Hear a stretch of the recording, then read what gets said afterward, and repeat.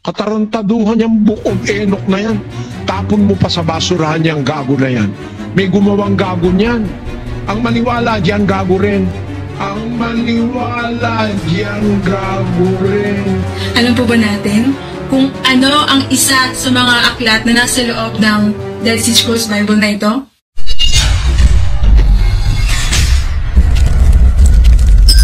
May napanood po kasi akong video ni Brother Eli na kung saan ay may nagtanong sa kanya tungkol sa Book of Enoch. Narito po ang sagot niya. Katarantaduhan niyang Book of Enoch na yan. Tapon mo pa sa basurahan niyang gago na yan. May gumawang gago niyan. Ang maniwala diyan gago rin. Ang sabi niya sa video ay itapon daw ang Book of Enoch sa basurahan. Ngayon, may napansin po tayo sa isa sa mga videos niya na kung saan ang isa sa mga aklat na nakadisplay sa kanyang likuran ay ang The Dead Sea Scrolls Bible, the oldest known Bible, translated for the first time into English. At meron din po akong kopya nito. Alam po ba natin kung ano ang isa sa mga aklat na nasa loob ng Dead Sea Scrolls Bible na ito? Tingnan po natin ang contents.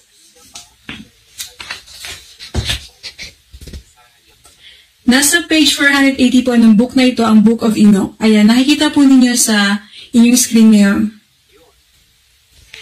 Ngayon, gusto ko po lamang magtanong sa mga kaibigan ko, mga followers ni Brother Eli. Hindi ba nagbigay ng payo si Brother Eli na itapon sa basurahan ang Book of Enoch?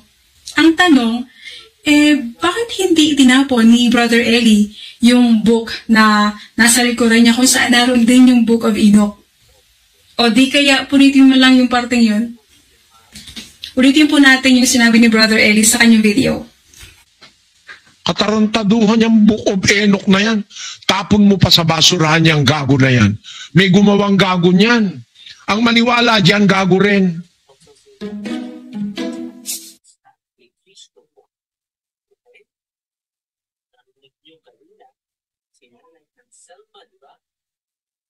So ngayon, tinatanong ko if Father was Father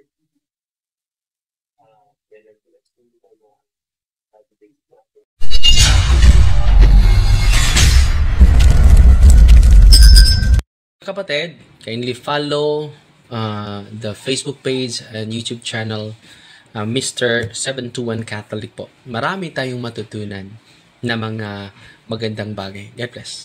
Magandang araw mga kapatid. Ako po si Earl John Mula. Sa Kristan po ako ni Father Darwin.